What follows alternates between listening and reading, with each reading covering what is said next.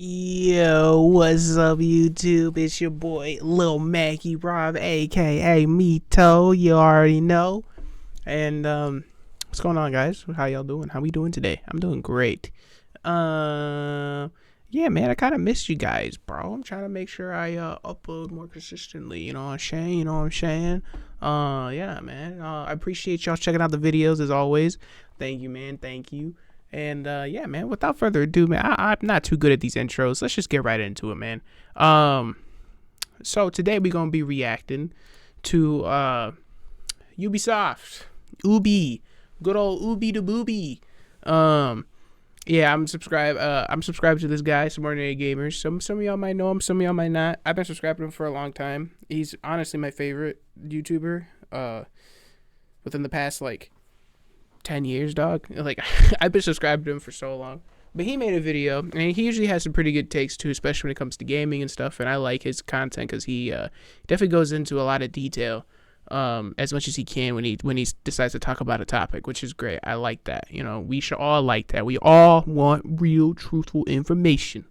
But yeah, so he made a video saying that he don't even think Ubisoft is gonna survive, bro. And now listen.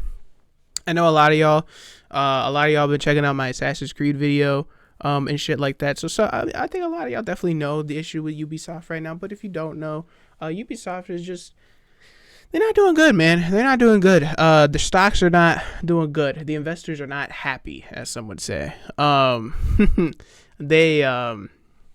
Yeah, they're definitely in the hole. And right now, with their anticipated release of the new Assassin's Creed Shadows, which is going to be an Assassin's Creed finally taking place in feudal Japan, something that the Assassin's Creed fans have always wanted for a very long time. They're really hoping that this game is going to be the catalyst that, you know, propels them out of this hole that they're in. And so, yeah. So there's been a lot of talk with Ubisoft.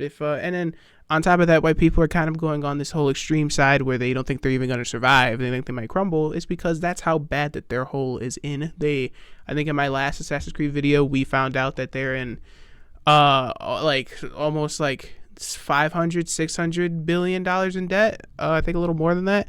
They're in a very massive hole with their investors. So they definitely need help. I mean, this game to really help them out. I think the 700 billion might be too much. Let me see. How much debt is Ubisoft in? Okay, no. See, I was way off. Hundreds of billions off. Okay. So Ubisoft Entertainment has varying levels of debt. As of 2023, their debt is 2.5 billion. Some sources report that Ubisoft was showing signs of a decline and preparing for bankruptcy. So as far as the last we know, they are at least around 2.5 billion in debt, and that was as of 2023. So that was about 2 years ago. So might be a little more now, but around a couple billion in debt at least. So yeah, so they really need this game to really boost themselves. You know what I'm saying? So yeah, man. So anyways, man, without further ado, let's get into it, man. Let's get right into it. Some Ordinary Gamers, he thinks this Ubisoft is going to die. Let's see. Let's react to it. Oh boy, Kingdom Come Oh, hey, how's it going, ladies and gentlemen? Me, Mutahar. I'm just on Steam looking for some games. One of those was Kingdom Come Deliverance 2. Now, I got sent a review code for this, but to be honest, I'm not messing around with that. I just want to see what the real gamer experience is. Maybe this port's gonna be awesome. Maybe the spit that just flew out of my mouth is gonna start a new microculture that will take over society. I don't know. But I've been seeing a lot of people playing this Deliverance game, bro. I actually want to try it out. It looks pretty dope. Yeah, fuck. Maybe I should make a video on that. Yeah. But yeah, I heard a lot of people right now are going crazy for that game. I'm waiting to see what it looks like. I'm waiting to see more people kind of review it and shit so I can look at it. Maybe we can react to that too. But if anything, I actually just want to play the game myself. I'd like to just play games for you guys and upload my reactions to that.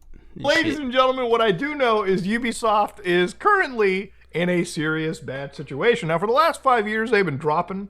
Year to date, 14.5% loss, all right? Just on the... Yeah, see, this is what I was saying. Look at the steady decline. Now, this is all just in January, right? Look at how much they've dropped just in the month of January.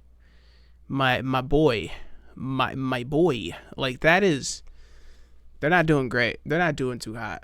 You look at Microsoft, $410 for a stock. Nintendo is at 10 grand of fucking stock, dude. Whoa, that's a lot. I'm not surprised though, but damn, man, should have invested in some fucking Nintendo stocks, dude. And Nvidia is at 116. That actually might be a good stock to kind of get into. Maybe, I don't know. Don't listen to me. I'm not a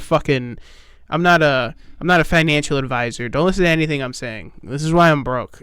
Because I look at shit like this, I'm like, yeah, let me spend $410 on Microsoft. Maybe I'll get $600 out of it. I don't know shit about stocks, but that's a lot of money. That's a lot of Japanese money. That was racist. I'm sorry. Their stock trading market. Now, the thing is, stocks aren't everything. Obviously, you got to realize maybe the company's succeeding in other ways. Not really. No. In fact, a couple days ago, Ubisoft announced a studio closure where they laid off 185 jobs across the market.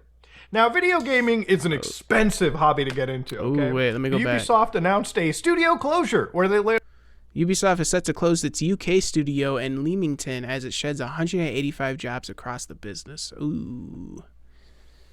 So, okay, this should impact 185 employees overall. Okay, I mean, granted, it's not a huge shutdown, but I mean, it is a whole studio, so I mean, it is kind of a huge shutdown. But 185 isn't too bad. But as you can see, they're definitely not doing too hot when it comes to their money situation for sure. Off 185 jobs across the market. Now, video gaming is an expensive hobby to get into, okay? Not just for the consumer, but for the producer as well, okay? Let's be honest. Anytime a studio comes out with a bad game, it almost spells doom and gloom. Not too long ago, Electronic Arts said a game known as Dragon Age Veilguard and EA Football Club 2025 ended up having an underperformance. Yeah, who was surprised that the new Dragon Age game underperformed? Now, of course, if you played the new Dragon Age game, I'll be the first one to just say it. Nothing in that game screamed PlayStation 5 to me. Now, I played the older Dragon Age games back on the PlayStation 3 days, the 360 days. So this game looks while weird. They were decent games, the new Veilguard really felt like some live service game that was kind of like repurposed into like a three-person squad-based instance-like game. That was it. I really didn't feel much of an RPG out of it, and I really couldn't move past about halfway through the game. It really felt like I was kind of trudging. Yeah, so it looks cool. The Dragon Age didn't look too bad at all. It just, I've never been a fan of the Dragon Age games. The only one I played was Inquisition. Yeah, I'm not too much of a critic when it comes to Dragon Age. But that game, I mean, it looks all right. It looks a little too complicated like for my tiny brain. Look at that. Like, what is that? What kind of a fucking wheel is that? Game that was kind of like, first of all, I hate the HUD here. Okay, I hate the fact that you have these two up here. It kind of blocks off that. I'm a bit of a stickler when it comes to that, but I hate the way the HUD looks already off rip. And then what in the good golly fuck is any of this? What does any of this mean? I'm assuming so. These are your abilities. I'm assuming this is like your allies and maybe your allies' abilities, and then extra. But like this this looks ugly. I'm not gonna lie. This looks ugly as fuck. This fucking wheel. Three-person squad-based instance-like game. And I'm so tired of these, bro. This is gonna be like a bit of a nitpick, and you guys are gonna be like, "What the fuck is your problem? You're definitely just a bald fucking asshole." But listen to me. I hate what is up with the like obsession with this shit coming out of the like with like numbers or like the status effects flying out of the enemies. I'm so tired of seeing that. It just reminds me that we live in a brain rot like society right now, that unless it's like in pretty colors and pops and like it's in your face, nobody's gonna pay attention to it. I hate this shit. This shit's ugly as fuck. Stop doing this. That was it. I really didn't feel much of an RPG out of it, and I really couldn't move past I'm hating, but the damage numbers flying off, dude, it's so annoying. It's so annoying. I hate it. I hate every game that does it. I hated that Anthem did it. I hate that Destiny does it. I hate that this game does it. It's just so ugly, bro. It's so ugly. I'd rather have hit markers over this shit. About halfway through the game, it really felt like I was kind of trudging water. Now, obviously, if anybody doesn't remember, Dragon Age Veilguard was the target of a pretty massive culture war as well. And in fact, I'll be the first one to say to somebody that doesn't get into the woke, anti-woke debate, this one cutscene absolutely made I me will just say, giggle I will say, I'm one of the most. Sorry, let me finish. and facepalm like crazy. Like, listen to this shit. Pounding that snake's nose. She's still holding the ruby in her other hand. Maker's panties. I was so proud. Oh, Ah, shit. They're still holding it. Sorry. what are you doing? Pulling a barv. Oh, okay. A barv? Tradition in the Lords of Fortune from one of our old members, Barv. Good guy, but like most of us, his plans went sideways a lot. Bad blood among your crews, not good for morale. You see, she... God, dude. Okay, yeah. That's what I was gonna say. That's been the biggest critique about this game that I've seen is people are saying like it's so awkward to feel how much they're trying to push the whole like, misgendering people, and it's not good to misgender people or misidentify people. Like, it's, and I get it. It's true. Like, yeah, be respectful to people. If they want to be called a they, them, it's not that big of an issue. Just say it. But yeah, in a video game though, like, and especially this kind of game that I know has never dabbled into that kind of narrative about misgendering and mispronouncing people or whatever. It's just weird to feel it shoehorned in a game, and so that's where I've seen a lot of the critique happen. Is people just didn't like how forced it was. The whole like, oh, I'm actually not a she, I'm a they them. Oh, okay, sorry. Oh, shit, I called you she instead of a them? Fuck, let me do fucking penance push-ups and fucking ask for forgiveness. Like, it's just weird. It's just weird.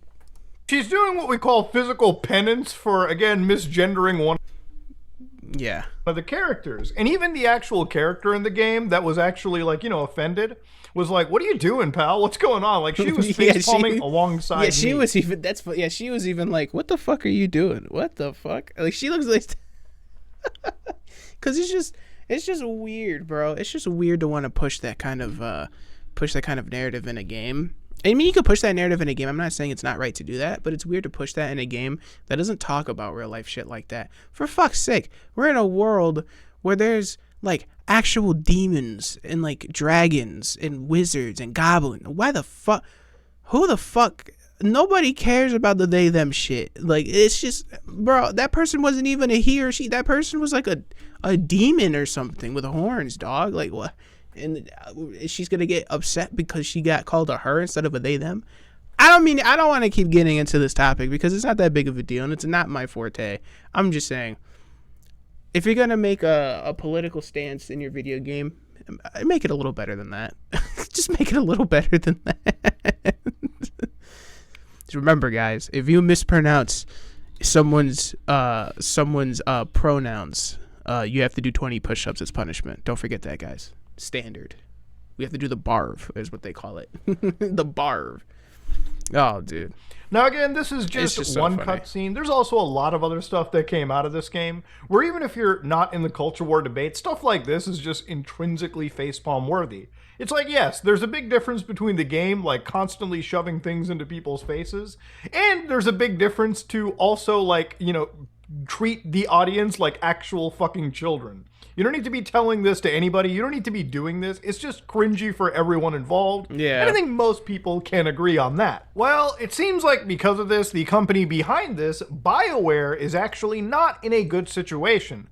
I don't know if it was necessarily this game, but apparently BioWare has lost, actually has fewer than 100 people left, and according to people at the studio, is in fact a ghost of its former show. Wait, what? Because of the failure of this game? Oh, that kind of makes sense. BioWare's reportedly lost at least half of its staff with fewer than 100 people left in the studio, a ghost of its former self.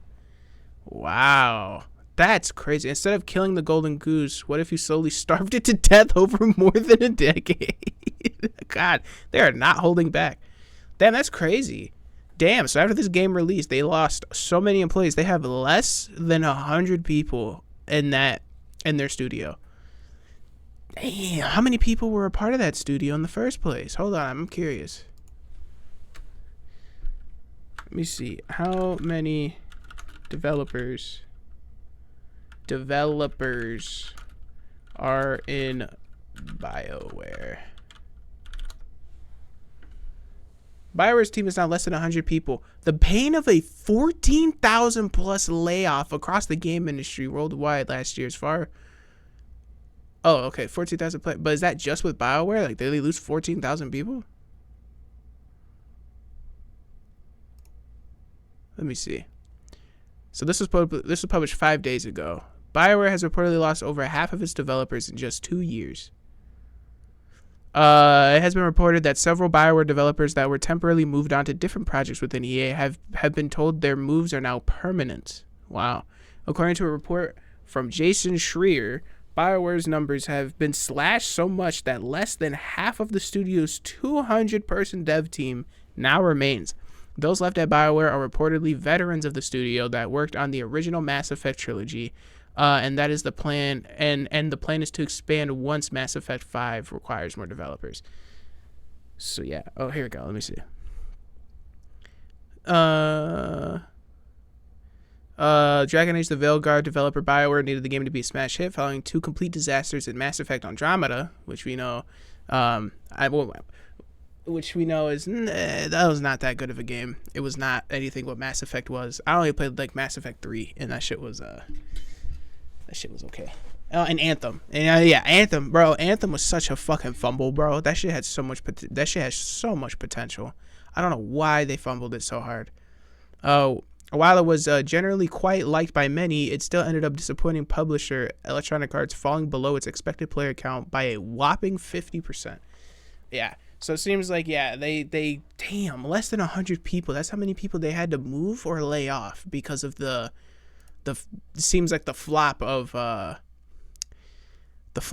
Dragon Age. That's crazy, bro. Oh, and it's kind of a shame too, because BioWare, if I'm not mistaken, is a pretty awesome Canadian company that actually produced really awesome games. One of my favorite series, Mass Effect, came out of BioWare. And to be fair, if this is the state of BioWare at the moment, after what happened with Dragon Age: The Veilguard, I don't think Mass Effect 5 is going to be that great of a title, to be honest with you. I'm a little fucking worried.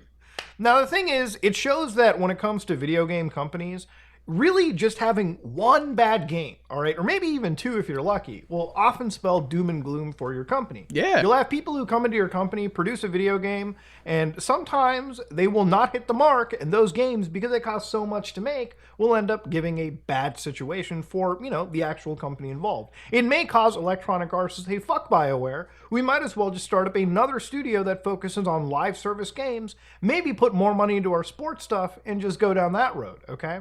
Now, gaming is, in fact, an art form, and I totally believe in that, which is why I don't really get into the culture war debates. I think a lot of the issues with modern-day gaming come from the fact that big business people jump into this entire industry and go hyper-focused on the monetization aspect of it.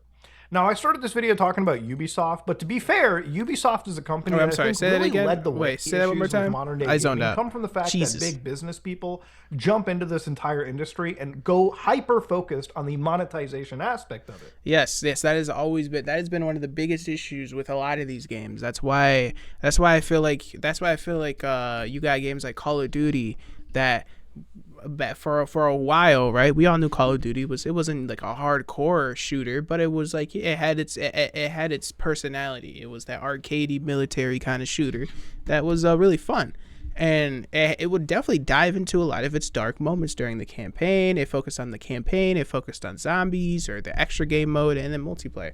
And now, I think probably I would say starting with Modern Warfare 19, they started putting. A lot of these companies started putting the marketing department. They started putting a lot of them into the heads of these into these other departments, like the developing team, or some marketers got upped and promoted to CEO in some of these companies. I think Blizzard had somebody that was like that, and it's just. We're seeing it, bro. When you have a game, when you're a game company, there's 2 things you got to worry about. I feel like one is 100%, of course, the marketing and how you're gonna sell the game, and of course, because it's still a product at the end of the day.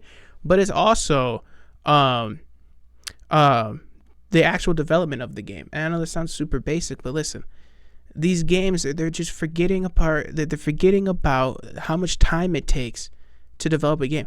Just because a game takes 8 years to make, I'm going to use Concord here as an example, does not mean the game's going to come out to be good. You could take 15, 20 years making a game, but when you don't have people, are actual artistic visionaries that are able to tell stories and are able to transcend those stories into a video game format, and make it still interesting enough and make it enough to where people want to play those games again and keep spending money on it.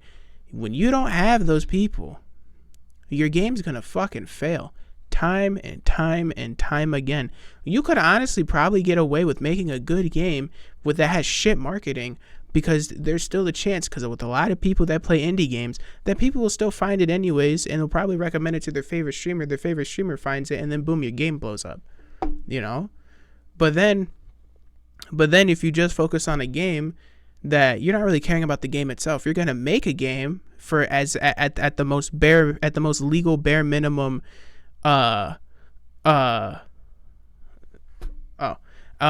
gonna legally make the game to the most bare minimum requirements that you need to make something to consider it a video game that's legal to sell, but you're not gonna focus on the actual small parts like the story and the community feedback and all that makes these games successful in the first place. You cannot have one without the other, is basically what I'm trying to say. And all these games want to focus on marketing and focus on the money. That's why a lot of these games and these game companies, they stop making single player games, which is my biggest problem with Sony right now. Is Sony, I feel like, is so lacking in the department that makes them who they are. Everybody who played PlayStation from when I remember when I was playing 360 back in the day until now, and people who were playing PS3 until now with the PS5, their whole argument why I liked Xbox over PlayStation for the longest time was, one, because I had a lot of friends on Xbox and I played it for many years, and two, they had the good exclusives between on the 360 versus the PS3. And then the exclusive shit changed, and where PlayStation was getting the majority of exclusives. And so now they were going to get the edge up in the console war. And on top of that, what else do people really like about PlayStation? The single player experience that you could really only get out of PlayStation that you can't really get out of Xbox, because they just don't produce single player games like that. Yeah, they got Halo. That's about it. You know, you can't even really call like Forza a fucking single player game, because most people who play Forza Horizon are playing it with the multiplayer. They play it with their friends, or even just play online to show off their whips and shit. But PlayStation, you got God of War. Of course, y'all knew I was gonna fucking bring that motherfucker up, dude. That's a goated ass game. You got God of War, great single player experience. The Uncharted franchise, great single player experience. You've got what's another PlayStation exclusive, or the PlayStation The Last of Us. People love The Last of Us. I never really played it, but I watched videos on it when they would come out, and my friends played it a lot. They loved that shit. Fucking Resident Evil. I know Resident Evil was on both, but I really only remember people playing it on PlayStation. Like, it was PlayStation and Sony have the single player thing on lock, and that's why I feel like I hate it right now, because clearly their head, or whoever's running Sony right now, is only focusing on trying to make a live service game. That's why they pushed Concord, and that's why they're still low-key still talking about Concord to this day, because that was supposed to be their bread and butter. That was supposed to be their Fortnite. That was going to print the money. And when it failed, and they're shocked because it took 8 years, how can a game that takes 8 years to develop fail in 2 weeks? It's because you're only focusing on the marketing part. They literally made Concord is like the most legal bare minimum version of a hero shooter that you can make. The most bare minimum. You've got characters. Each character has abilities. Each of those characters falls into a category of attack, defend, or heal. And like, that's it. They didn't try anything different. They didn't add anything new. They didn't do anything really with anything. They didn't do anything with the characters. They hyped up this whole, we're going to drop cinematics and shit like that throughout the different seasons or whatever, to give more lore behind these characters. But it's like, one, you haven't even built interest enough in these characters for me to even be excited that I'm going to be seeing cinematics the more I play this game. So why the fuck would I give a shit? They kept spewing all of the buzzwords to get people that, or at least they kept spewing all the buzzwords that they thought would make people want to participate and buy shit in their game, and it just didn't work. You need both. You cannot just have a game that's solely focused on marketing, which is what Concord was, and just forget the aspect of what makes a good game, and it's having people that are there to be visionaries and create an interesting game that, sure, might be similar to other games, but they have their own little spin on it. You need to have both for a successful game. Now, I started this video talking about Ubisoft, but to be fair, Ubisoft is a company that I think really led the way of, again, making really good quality video games for a long time. This is footage of Splinter Cell Chaos Theory that you're seeing on the screen right here. Oh, dude, and Splinter Cell Chaos Theory yeah. is probably one Splinter of the Cell best looking, if not one of the best stealth games in general. I'm not just talking about a game that looks good to this day, because the team that worked on it, lighting-wise, absolutely hit it out of the park. Look at how fucking great the night vision... Look at how great the night vision looks, dude. Seriously. The screen right. First of all, look at how nice this alley is. It's dark as shit. The only real light in this alleyway is the red light from the back of this truck, and then the blue light here in the alley. Everything else is pretty much dark, except for that back wall. That's, we ain't talking about that. But everything else is pretty much dark. That lighting is crazy. And Splinter Cell Chaos Theory is probably one of the best looking, if not one of the best. Look, this game, for as old as it is, this game is almost like, this game is over 10 years old. This game looks fantastic. Best stealth games in general. I'm not just talking about a game that looks good to this day, because the team look at that night vision too, bro. that worked on it, this game is definitely legendary. Absolutely hit it out of the park. I'm talking about a game that has some of the best stealth elements, where at a time you had two options to. You know what makes me want to play right now, and it's two completely different games. But I think it's just because it's in Japan or something. It's reminding me of the game Sleeping Dogs. Dog, what happened with Sleeping Dogs? That was such a goated fucking game that I was so shocked that it was free when I was on my Xbox One. It was one of the free games that came out with Game Pass. Dog, some fucking heat, bro. If y'all haven't played Sleeping Dogs, if you can, go play it. If you can't, I feel so sorry for you. It's basically GTA in Japan or China or where I forget. I think it's in China.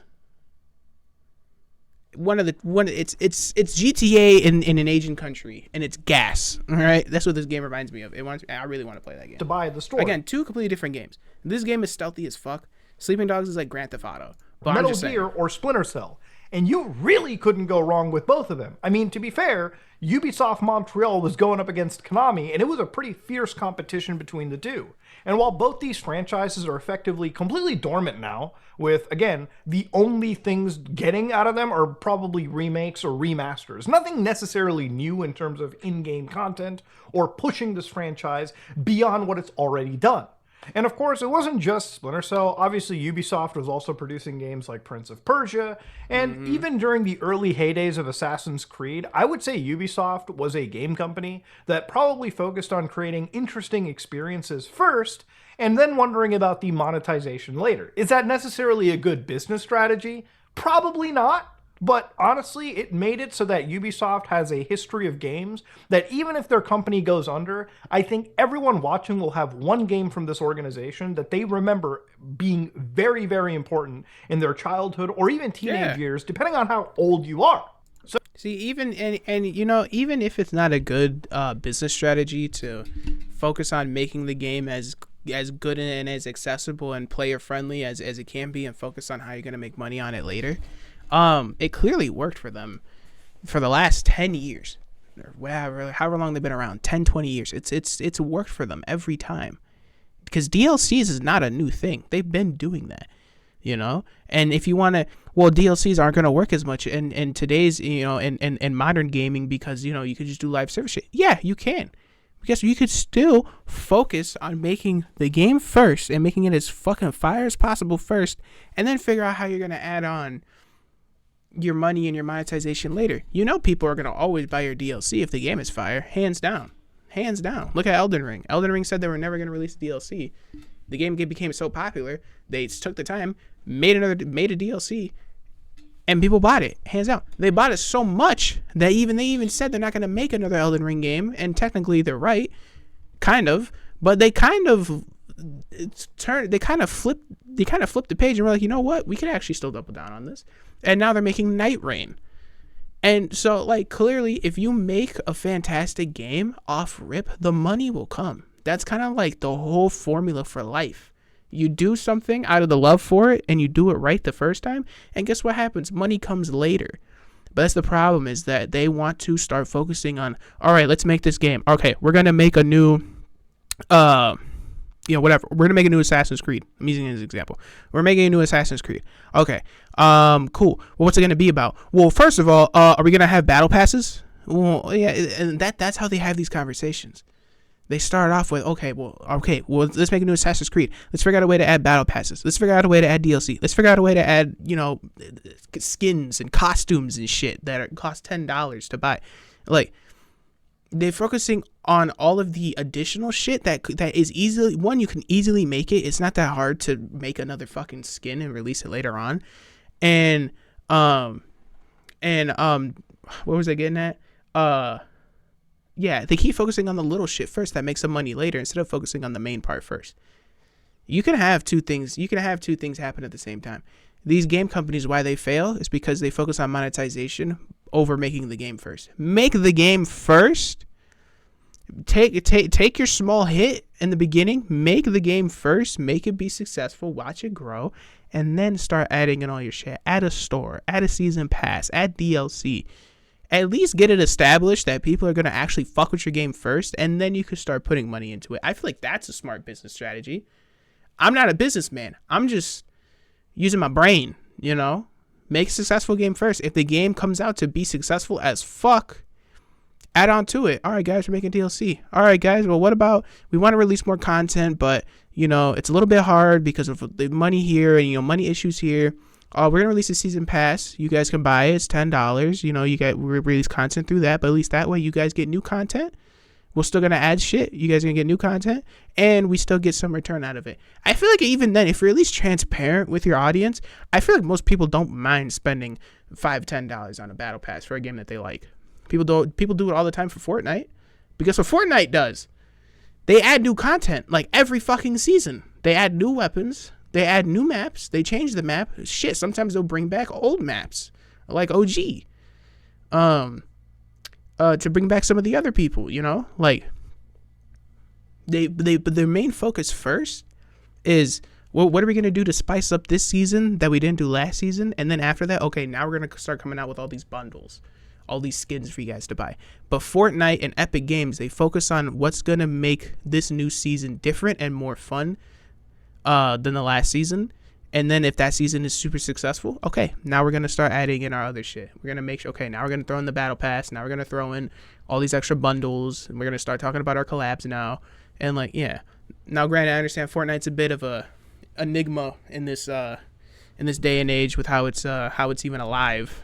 So many even other game companies. That's another thing too. Why so many game companies are wanting to combine with Fortnite. And that's how a lot of them are really trying to reach this live service thing, but they can't do it well enough. So they want to go ahead and link and make collabs with Fortnite because that's the only way they're going to be able to make their money. Look at fucking Dead Space. The only thing they ever did was have a Dead Space remake. They didn't make a Dead Space 4. They didn't try to, try anything new with Dead Space. No, they just remade the game, which was great. And then what they do? They collaborated with Fortnite. And so now you could buy Isaac Clarke in the fucking shop because they have no other way to make their money. So now they're going to collab with Fortnite. It's the same thing. Look at Destiny. Destiny 2 also collabed with Fortnite. Not saying now Destiny 2 is a bit of another enigma because they are still successful with their live service model. But when the money starts slowing, you know what happens? The Destiny bundles start popping up in the Fortnite shop. And I have friends who play that game, and I can tell you a lot of them are pretty annoyed. Maybe not with the new release because a lot of them have been really excited with the new update that's come out and they're playing it a lot. But after a while, they get bored of the game. They don't like the game anymore. And that's because they don't really add too much new content. Or if they do, it's behind like a $40 paywall. Like, it's ridiculous. Make games to be games again, please. Stop making money. If people want to pay you money for other shit, for more shit in your game, they'll tell you. People will always tell you. I have friends that literally sit there and be like, this game is awesome. I just wish I could spend money on it. Like, people want to pay for this shit. They just don't want to pay for bullshit, is my point. But let me keep So going. Assassin's Creed Shadows was originally supposed to drop last year, November 2024, is when we were supposed to be jumping around Japan with 2 assassins. Yasuke, the Black Samurai, that's been the focus of attention. Then you got Naue, which is like the Japanese like female shinobi assassin, or I don't even know if that's the right term. I think shinobi is more for like guys. I think women have a different like term. Anyways, not the focal like point. that. The game gets delayed because, honestly, it gets pretty fucking pandered. It gets pretty, like, panned by the actual gaming community. And they delay it to February 14, 2025. Well, February's coming next month, but not Assassin's Creed, because they also decided to delay the game again to, yes, ladies and gentlemen, March 2024. See, and I will say it's a good thing that they... I'm sorry, did I say $90?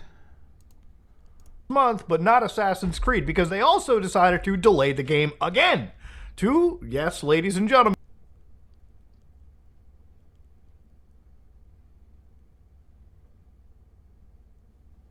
That's just base price, right? They're charging $90.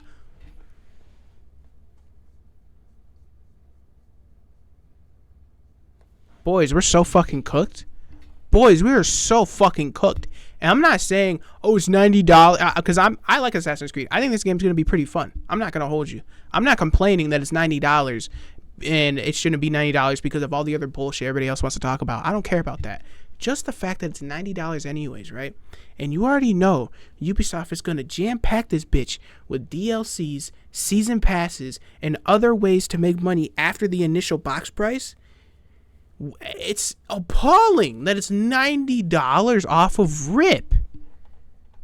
That's crazy. I think if this game fails, it's not going to be because it's going to be because of, you know, some people already have their notions already before the games even come out that it's going to be a bad game because of all the other extra bullshit about Japan and about Yasuke and about all that other bullshit, whatever.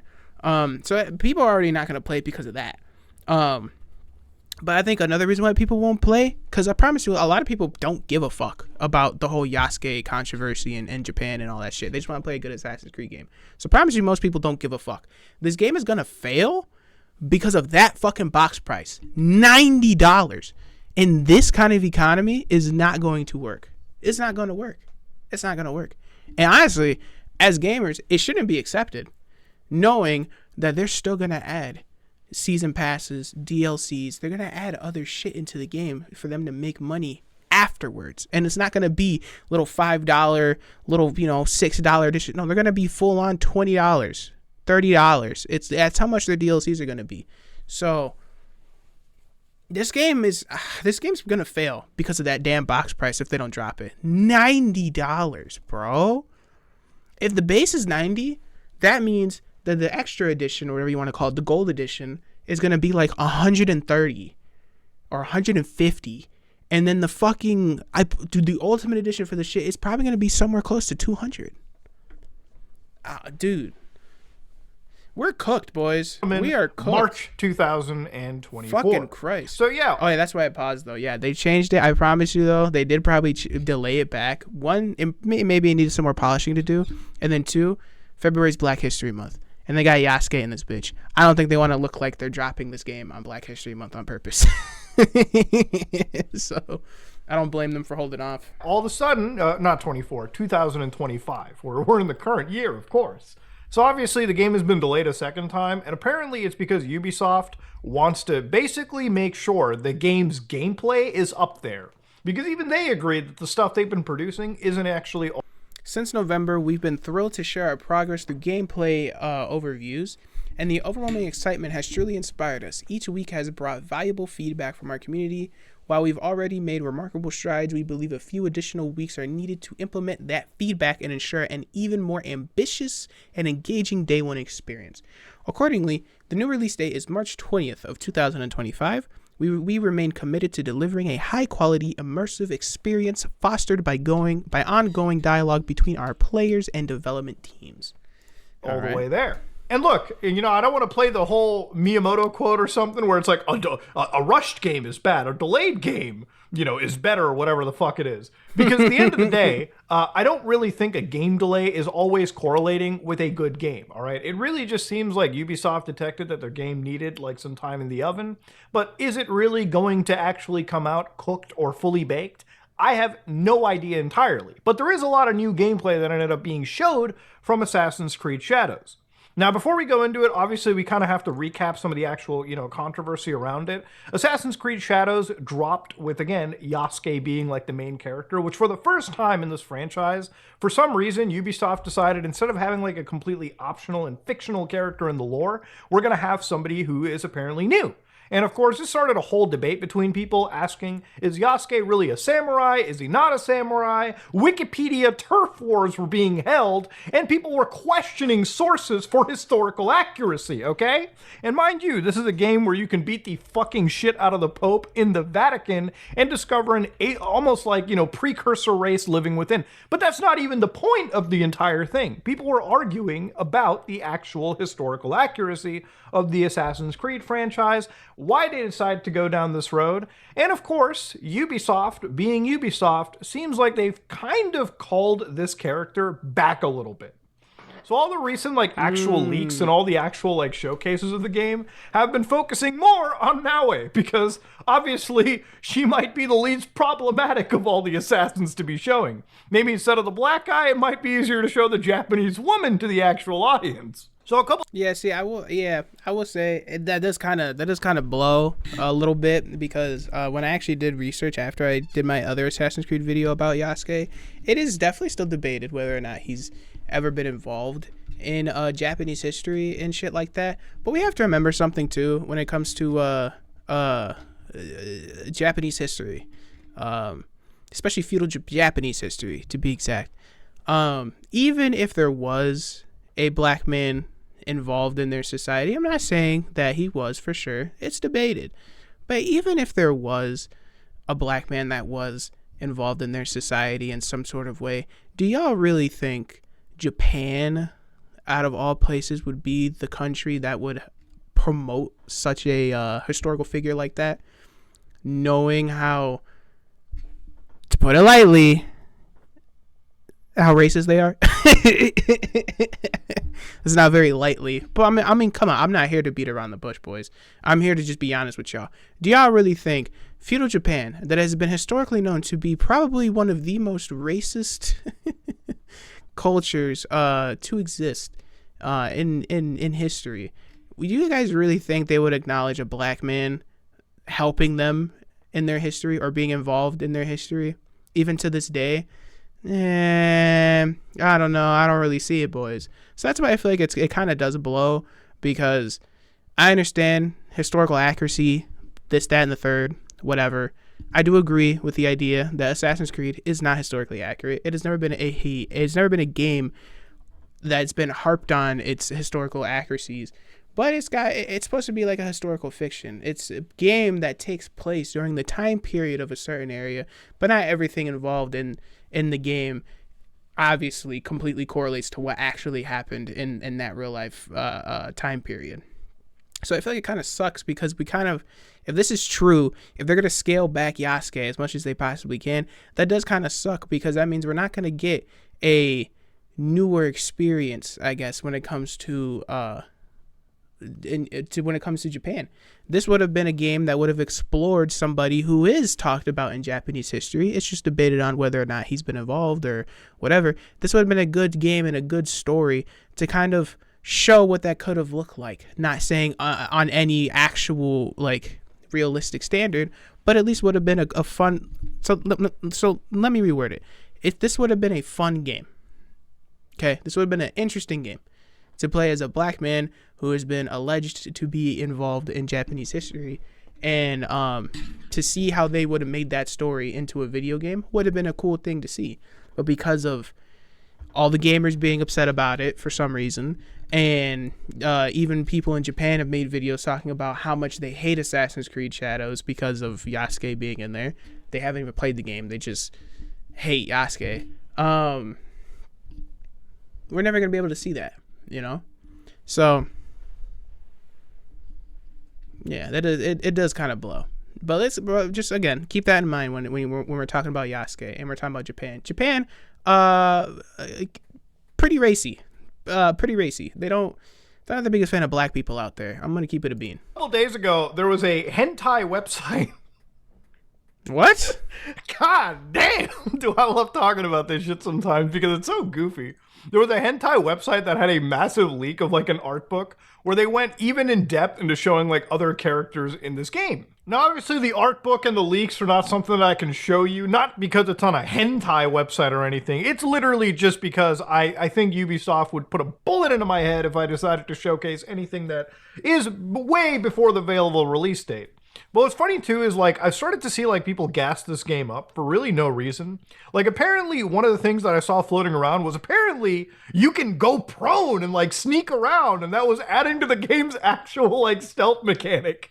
Which is like, it's cool that the game is doing that, but let's not forget, okay, ladies and gentlemen, beyond just having like simple, goofy stealth, they're not really doing anything in Assassin's Creed Shadows to like reflect what their older games or really, being an assassin represents, right? Like one of the things that really was super duper awesome for games like Assassin's Creed Unity, which again is a game that is almost 10 years old at this point, was a game that introduced things like black box missions. Actually, they brought that back for Assassin's Creed Mirage as well too, albeit I don't think it was as impressive as whatever we saw in Unity. But yeah, the ability for, again, Ubisoft to take a game to a next generation, or I guess the current generation with the PS5, they're not really doing anything in the game to actually warrant this level of like, excitement, right? Like the stealth or any of the gameplay that I've seen is just effectively the same stealth that I've seen in all the other like previous big RPG focused Assassin's Creed stuff. This one that I saw being gassed up was apparently next level water and boating mechanics. Okay, are we ready for this one, ladies? Oh God, yeah, Jesus Christ. Yeah, I mean, I will say Assassin's Creed, I mean, they're pretty, I don't know, I feel like they're a pretty established franchise. I don't think they have to do too much to really change the formula. As far as gameplay goes, should they add new shit? For sure. That's why I'm kind of mad that I feel like they tried multiplayer with Unity once and it just fumbled. But that had the most potential, I think, out of any Assassin's Creed to be a very money-making machine. That's why I still feel like they should try another Unity. They should try another multiplayer-focused Assassin's Creed. That, if they want to make money, that's where it's at. That's where your life service is in a multiplayer Assassin's Creed game. Let everybody play as an assassin. You go out there, you live update, you add different missions, and you add a story that updates live, kind of like Helldivers. And you send assassins out to do missions and shit. And boom, you can sell skins, you can sell outfits, you can sell colors, you could sell weaponry, you can sell vehicles, you could sell a bunch of shit. Depending on the time period that you have this kind of Assassin's Creed playstat. That's my biggest gripe with it. I think Assassin's Creed is fine as far as a franchise goes. They could keep reprinting the same fucking formula over and over again, and I'll tell you, I'm a sucker. I will buy it every fucking time, and I know a lot of people would. But if they really want to make a good, successful, safe Assassin's Creed, they should have doubled down on the multiplayer, and they should have turned the multiplayer into a live service. They should have made Unity live service, whatever it's called. They should have did that. Ladies and gentlemen, let's laugh at this shit. But the boat mechanics, dude, call me a fucking hater, bro. I can't stand the sailing. I hate Black Flag because of the sailing. I hate Rogue because of the sailing. I hate Odyssey because of the sailing, and I hate Valhalla because of the sailing. Ubisoft needs to stop this whole boat shit and this whole sailing shit. It's the most annoying thing ever. It takes the most time, and it's just so frustrating to be going on a boat to travel from one island to the other. I just want a very close-knit map where I could just be a real assassin. I jump roof to roof. That's it. I don't want to get on a fucking boat. Niggas don't swim. I don't want to swim. I want to jump. So right over here, you can see that our character is running around and just hijacking the boat, which is something you could do in the other you could do that in recent every other Assassin's Creed stuff. Yeah. But of course, even things like basic water physics and like caustics. Again, it's like everything that I'm seeing in this is not even anything different from like Assassin's Creed Origins, Assassin's Creed like fucking Valhalla. I mean, to be honest with you, if this wasn't Japan, you could easily confuse this with any of the other Assassin's Creed stuff. I would say this looks just like how you would hijack a boat in Origins when you when you get on the boat to try to avoid the crocodiles, you just hop on, tell the other nigga to get off, and then you just steal the boat. There's nothing different. Effectively come out. In the time that they've taken off, they've showed some of the new, like, combat gameplay. So this is Yasuke with, like, the katana and everything. And, like, to be completely honest with you guys, ladies and gentlemen, I don't know if it's, like, other games that have come out, like Rise of the Ronin, or more specifically, Ghost of Tsushima, but this whole, like, excitement for a fucking video game set in Japan, an Assassin's Creed title, has effectively been taken away. Like, ever since I played Ghost of Tsushima, it's like, why am I even waiting for a game that doesn't look as good as that game and also doesn't have the same interesting, fun combat gameplay? Everything that we've seen over here is quite literally just Assassin's Creed that we've seen for the last few generations. Like, I don't mean to keep cutting them off, but I will say, yeah, that is very true. That's why I feel like they kind of fucked up with Shadows. This is why I feel like they should have definitely doubled down on the multiplayer from Unity and just made that into a live service, because you've got this game coming out is going to be competing, with Ghost of Tsushima, with Rise of the Ronin. I mean, fuck, it means shit. You got Black Myth Wukong. Like, I know they're not the same thing, but you've already got so many games that are based in Asian culture now that are just doing it way better than anybody else who's tried. And just Assassin's Creed Shadows it's just too late to the party, bro. It just walked in 2 hours late to the party with all its drinks and is like, yo, let's fucking get it, and everybody's already crashed. There's already the drinks you just brought to the party. Niggas already had 2 cases of those empty, cleared, gone. And you're like, well, what the fuck? I brought fresh ones. These are good. I got them on sale. And then everybody in the party is like, yeah, nigga, we already drank that shit, bro. Why'd you come here with that shit? You already knew niggas was bringing the drink. Why didn't you bring something different, bro? Well, I wanted to be safe. Yeah, we don't want that shit. And I feel like Shadows is just too late to the party, honestly. Like, nothing here even seems like it's really using the PlayStation 5 or the Xbox Series X to any real capacity. And look, like I said, there's been reviewers that have played this game for like 5-6 hours apparently, and some of them have said it's good. Some of them also say it doesn't match even like Splinter Cell's level of stealth, which even for an Assassin's Creed game, I wasn't fucking expecting. That's a bit of a reach. Again, for Ubisoft's last Hail Mary, seeing the gameplay that's being hyped up for this right now just doesn't have me that blown away. Now, the reason I'm talking about the gameplay so heavily here is that, again, this game is a huge target for current culture war stuff, right? There's a lot of people that are bringing up the fact that this game basically treats Japanese history like a fucking Mad Libs or like choose-your-own-adventure novel, which to an extent you can kind of agree with, especially with a lot of their public relations stuff where like they've held events where they were just literally placing fucking like props that were from like, I believe animes like One Piece. It's actually insane I saw how people that. dug that. They said that this sword right here, or at least the stand and the sword, are Roronoa Zoro's sword from One Piece. I did see that, and they actually ended up taking this whole post down after they got exposed for that. That was pretty fucked up. I'm not gonna lie. So yeah, there's genuinely a bit of like distrust, and even if you're like a Japanese person and these guys are making a game set in your country and they're getting basic stuff wrong or they're not treating it as seriously, yeah, I can imagine being a little bit pissed about it too. But there's also a level of culture war where I feel like we've reached Jack Thompson levels of asking for like censorship or outrage. For instance, one of the wildest things I saw over here was it's revealed that Ubisoft delayed the release of AC Shadows to March 20th, 1995. I don't know about you, dog, but 1995 was a long fucking time ago. I don't know if we discovered I just realized he said they're releasing it on March 20th, 95. Holy fuck. Travel. Have you seen Ubisoft's stock price? They can't afford no fucking flux capacitor. The same day when the 30th anniversary of the worst terrorist attack in post-war Japanese history. Dog, are we fucking serious right here, bro? Really? So it's revealed that Ubisoft has delayed the release of Assassin's Creed Shadows to March 20th. And then I'm assuming they meant March 20th, 1995 was also the same day. It's also the same day as the 30th anniversary of the worst terrorist attack in post-war Japanese history. Can't begin to describe how disrespectful this is. Ubisoft should be ashamed of themselves. Such a reach.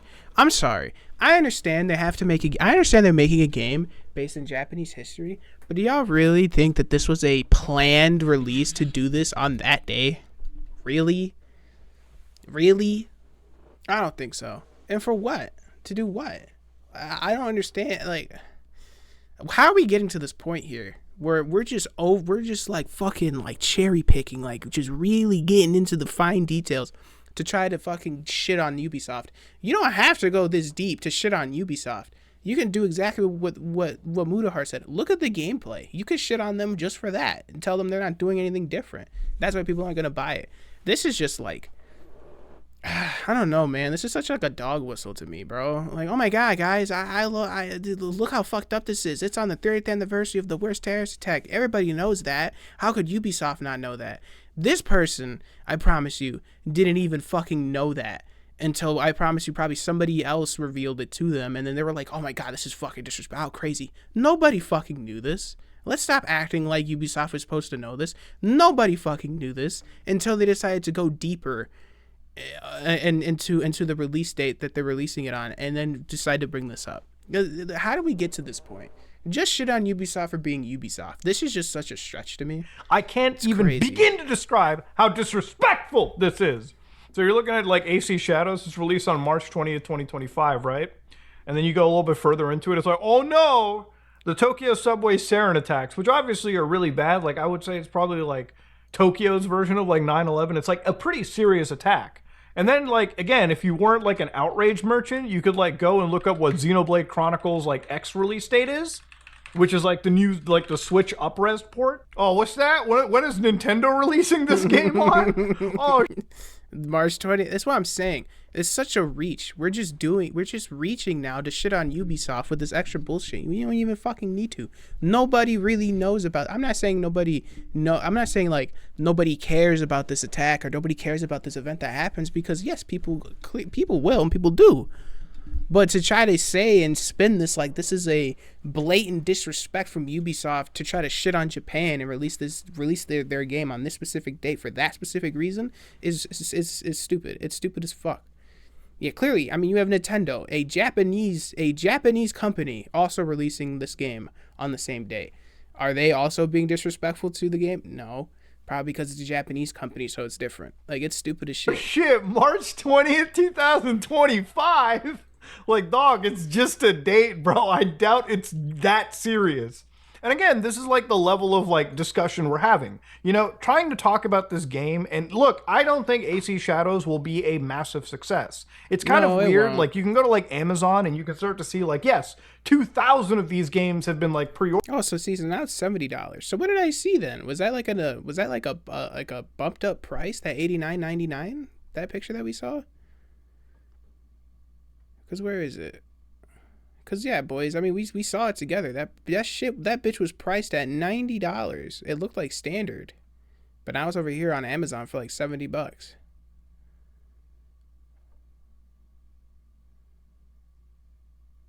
I can't find it. But y'all saw it. I'm sorry. Ordered in like the last month, which is fucking stupid, by the way. Because, ladies and gentlemen, why are you pre-ordering a game that is, again, even the physical copy requires the internet to install?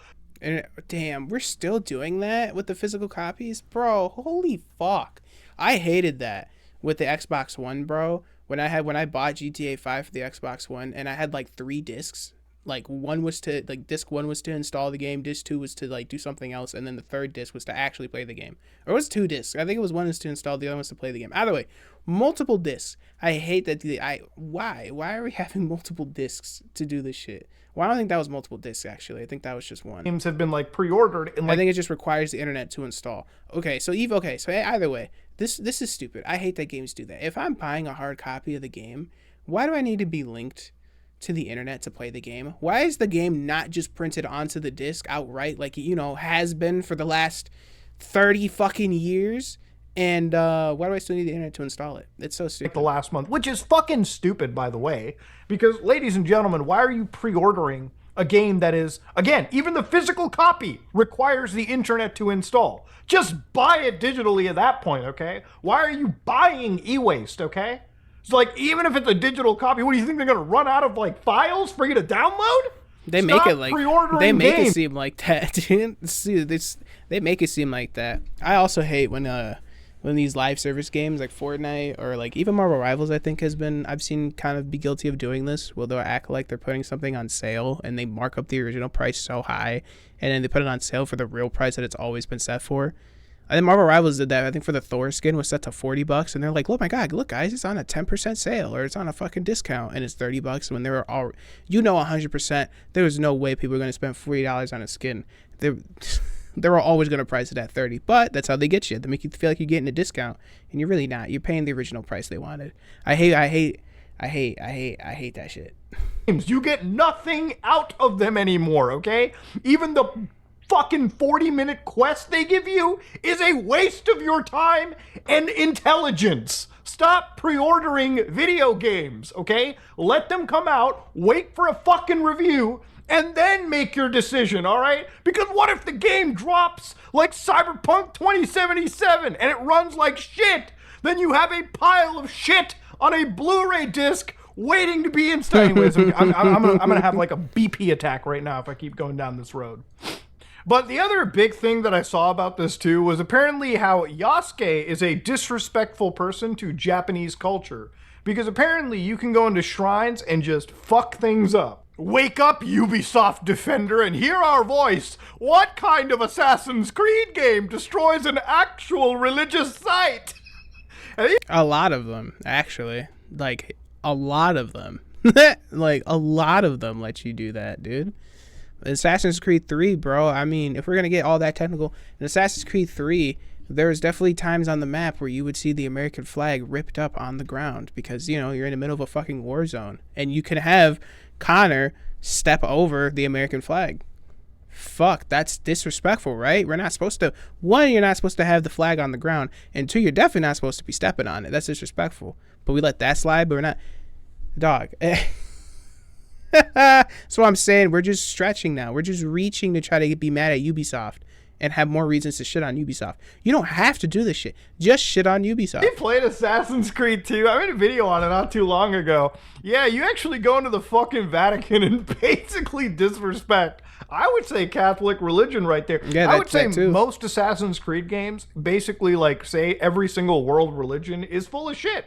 Whether you're a follower of Christianity or Islam or anything, remember, in Assassin's Creed lore, you're just basically slave race from a precursor, highly technologically advanced group called the ones that come before, okay? It's all all ran by aliens. Before. Seriously, play the entire Assassin's Creed franchise and just realize how batshit insane the story gets to. Oh, but it's so good, what happened over here was this one 20-second clip released where Yasuke was at one of the shrines in the game causing what appears to be disrespect. Watch this. So immediately starts off, squad wipes a man right in the back, basically freaks him out. He runs away. That's by the way, strong back, by the way, to be able to take a full arrow and then still run away. Then he runs into the shrine and causes disrespect. He runs around, breaks items, and yes, this would be considered, seriously, I guess, disrespectful. I look at this and see just some destruction physics in the game. The other thing about it is there is a term people call, it's called you control the buttons you press. Remember that one clip floating around not too long ago of like people running into like Grand Theft Auto 4's hospital and just laying waste to everyone? And there was people like, I can't believe people do that. Or you got Modern Warfare's fucking no Russian where you're running into a fucking airport. Or don't forget about Call of Duty's No Russian where you're running through a fucking airport and you're able to, you and the gang got LMGs and you're really literally walking into a airport terminal and you are able to light up the airport. Kids and all. I mean, you can't. I don't think the game actually shows any children in being involved in that attack. But you get the idea that, you can light up an airport, bro. Like, we got to remember video games are just video games. This is offensive for you, or if you're, somebody like Ian Miles Chong, where it's like, I don't know if I could shoot cops in Grand Theft Auto. If you're a fucking baby, square, you can choose not to do that in the game you play. You can choose not to play that game entirely. Them niggas some squares. This is like a weird case of like people getting up in arms about the situation. Weirdly Jack Thompson in a way too, where it's like something that could easily be considered slightly offensive or offensive. Let's just get rid of that in the game. Let's have some serious respect tossed in. At what point are we just deciding to draw the line between what is and what isn't okay in this entire franchise? Now, of course, people brought up the fact that the game doesn't punish you because you stuck an arrow into somebody's back. Remember, the arrow did not kill the Japanese man with the steel back. He did run away. The game does, in fact, punish you, like all Assassin's Creed games, if you do, in fact, kill civilians. Yep, all the Again, time. This just takes a basic level of research to find than anything else. And I want you to remind you, this is a game where if you believe the shrine is offensive, you actually fist fight the Catholic Pope, in let alone the second game. So if that didn't draw the outrage merchants already, I don't think a shrine should draw any form of outrage either. Right? I'm just saying, like, equality is equality's sake over here. Now, if it sounds like I'm overly protecting this game right now, I'm not. I just found that level of hypocrisy to be a little bit stupid on the internet. But again, going back to this game and, like, the weird excitement for it, like, obviously I started to see other posts like, look at these hair physics in the game. Ooh, is this going to be one of the... Dog, again, I think gameplay is more important than just basic hair physics. Or not basic, these are kind of impressive hair physics. But if you're getting excited about the hair physics in a video game, let's focus on the actual gameplay. And nothing of the gameplay in this game has actually shown any benefit to me. Now, I personally don't think this game is going to perform that well. No, see, yeah, that's I don't like it when people do that, when they only want to harp on the smallest details. Like, yeah, I agree, the hair physics look great, but that's something to add on to the overall review of the game. It's not the main thing that should make you want to buy the game is because the hair flows like fucking hair. Like, no. No, I agree. They should have added some more shit. And I mean, they kind of did. As we saw with the other video, they added to where the actual detection system of the NPCs in the game is actually a bit more realistic. You can't just be in broad daylight running across the roof inside of an outpost, but because the NPCs can't look up at you, they don't see you. No, now they can actually have a full vision, up top, down low, in front of them, right, left. Like, they'll see you and they'll be like, hey, fuck is you doing? Get down. And you're like, oh shit, and you gotta run away. So they're definitely adding some shit. The seasons and things too, that change every 40 minutes. I believe the video we reacted to, the guy said that, where every 40 minutes the seasons change from spring to autumn to winter to all that shit. Or spring, summer, autumn, the seasons, whatever the fuck. But it changes seasons every 40 minutes. And with that brings in the whole reason why they added proning and why they hyped up proning so much, because in the summer season, when the grass is tall, you're able to use the grass as cover. And then as the fall comes and the winter settles in, the grass will get flattened out because of the snow or the leaves, and you won't be able to use that grass as cover anymore. And it's pretty intricate, and they're kind of trying to use the shadows thing as a way to play the game, where you can actually take out like lights and shit and make the area dark so you can't be seen as easily as if you at least a lot better than if you were to just pull up on an NPC with the lights on, and they still be able to see you. They added it to where you can hit the lights out with the kunai and then make it dark, and then you can go assassinate somebody. So that they are adding small stuff. It's just the stuff that they're adding that's different than the other Assassin's Creed games isn't enough to make people be like, whoa, like, it's little stuff that's cool, but it's not going to save the game. Like I said, like I keep saying, honestly, if they want to save the game, add multiplayer to Shadows. Fuck it. Like seriously, bro. The only way Assassin's Creed is going to get saved is multiplayer.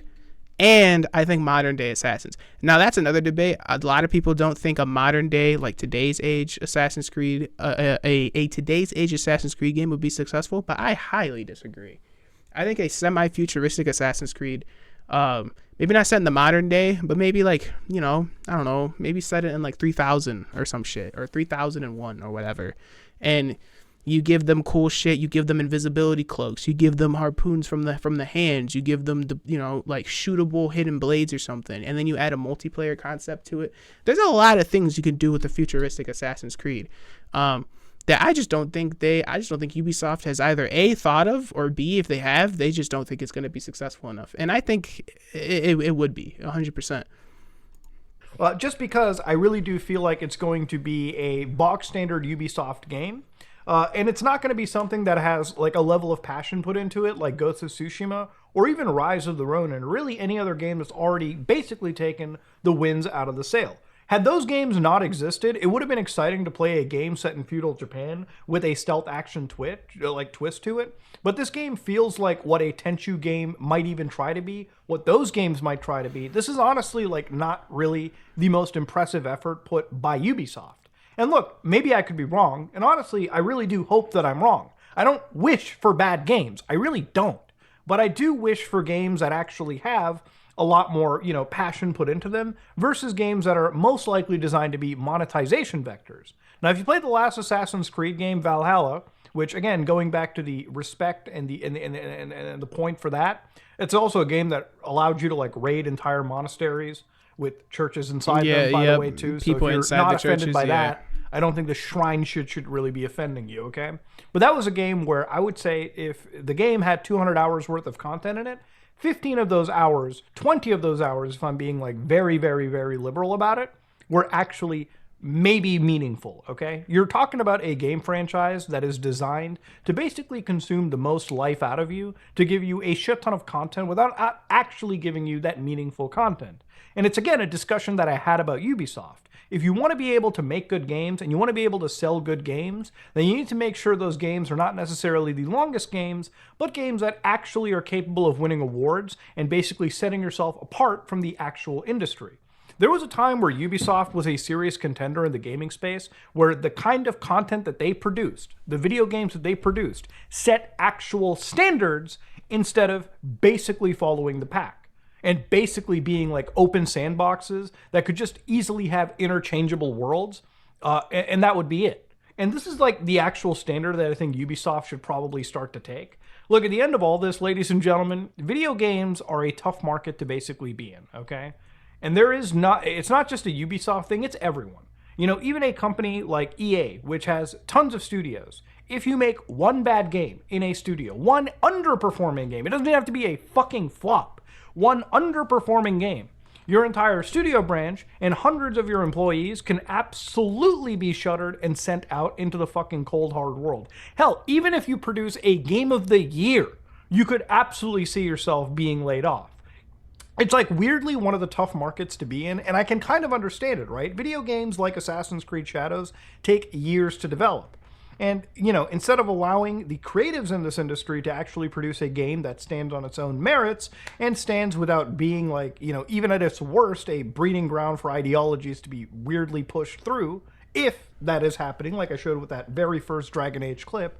But if it's a game that doesn't really have that heart and soul put into it in providing a good actual game, it becomes a weird target for a culture war, and it becomes a game that will underperform or fail, not, I would say, because of the culture war aspects of it, but because the game itself just isn't that great. I think a lot of people, most level-headed individuals, most of the gamers that don't go onto the internet, just like to play good, engaging games. Yeah. And for them, Assassin's Creed Shadows is not failing, or it's not going to be a underperforming game, if that, because of the fact of its choices in what its protagonist is going to be, or weirdly, if it's respectful or not respectful to historical sites, it's going to be an underperforming game because they're going to follow the same tropes and same fucking shit that they've had to deal with in the last several games, which if you ask any normal gamer, it's just not fun. It's maybe fun for like 10, 15 hours, but when you got to be doing this shit for 50, 60 hours just to pad out game length, that's when people drop off and not even get to the credit screen. And that might probably be the biggest shame in any kind of game out there. I only ever managed to finish Valhalla because I'm a longtime fan of this franchise. And even I'm questioning if I'm going to go out and buy AC Shadows. But yeah, Ubisoft is not doing... Yeah, no, I everything he said there was absolutely true. That's everything I pretty much said throughout the whole video, summed up pretty well. Yeah, these games, I'm gonna keep saying these games, but Ubisoft, they really do need to, they really needed to try something new, for sure. And everything that they did add that is new just isn't enough to revitalize their franchise, or in the bigger aspect of it, like they hope this game is going to do for them, revitalize their entire studio. It's just, yeah, definitely choices that they've made. The culture war thing, like he's talking about with Yasuke and Japanese history, that's one aspect of it, but also just the fact that they want to actually make this kind of a game, knowing that they've already have some pretty heavy hitting competitors that have already established themselves in this genre of games. In Japanese history, it's like, why even choose that? It's like, why even choose to even fight that? If this is the game that you need to be successful, to revitalize your studio as a whole, you gotta stick to your guns, but try something a little newer. Like I said, I think multiplayer Assassin's Creed would go hard. I think it would absolutely revitalize the franchise. I think a futuristic Assassin's Creed would absolutely revitalize the franchise. And it's sad to see Ubisoft take down this role, because like you said, Ubisoft has been they've been a company. They've been a huge company when it comes to developing these games, and they've made heavy hitters. They made a lot of them, and they've actually been ones that I think have inspired or have definitely pushed the agenda on certain game genres as well. You know, like as far as the hero shooter genre, I think they definitely pushed and advanced it with Rainbow Six Siege. Now we can argue back and forth whether or not R6 right now is good. It's good or not, but that's not what I don't care about that. It's just the fact that they made a game that's like Rainbow Six Siege that has the aspects of a hero shooter, but it's more tactical based, like a SWAT kind of a game. And it makes it really fun, you know? And that was a good way for them to kind of push the agenda forward as far as hero shooters go, because other than Overwatch, you didn't really have another hero shooter. The only thing similar for a long time was Rainbow Six Siege, but that wasn't really a hero shooter. If you want something, a hero shooter that's like Overwatch, going to R6 was like two different pies, you know? Like it was two different flavors, but you still had a pie, you know? It was just a different kind of a flavor. But R6 definitely pushed the agenda with the whole tactical aspect of it. And then they've even inspired new genres, I think, of video games that I haven't really seen replicated anywhere near the way they did it with For Honor. The whole fighting genre, and not just fighting like Mortal Kombat fighting, like actual strategic fighting where you one-on-one or 1v2 or whatever, you like are boxing somebody and you have to time your blocks left, right, up, down. You do different combos, like actual strategic fighting. I'm pretty sure I can confidently say I'm pretty sure they actually inspired that whole genre of a video game.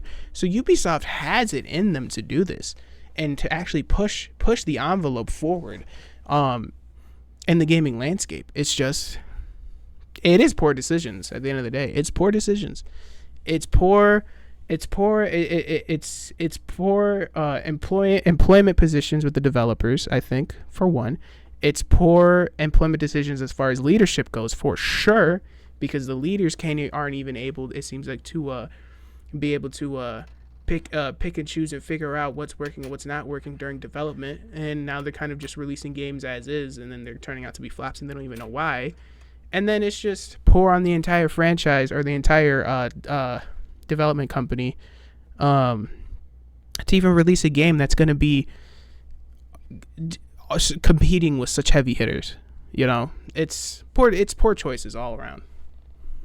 Doing too well. And not only is this studio kind of shutting down, a lot of studios they have are kind of facing the fucking inevitable pink slip.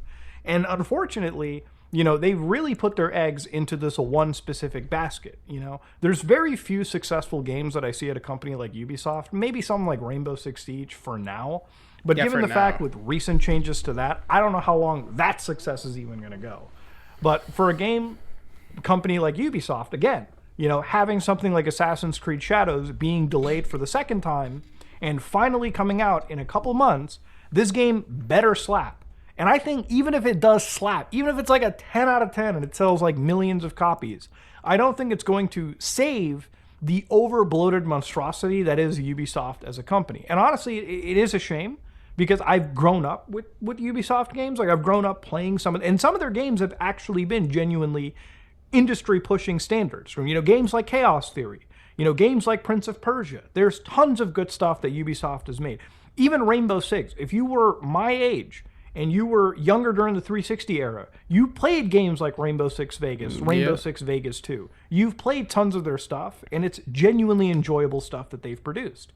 But honestly, I think it's kind of the end of an era. And if this game slaps, even if it does the best of the best, even if it's like the most industry-smashing shit you've ever seen, I don't know if it's enough to save it, but that's kind of the target that they've put themselves into. If this game is underperforming, or if it fails, I don't really see how this company ends up going forward, because there's nothing else that they're making that is absolutely going to grab eyeballs or anything of that nature.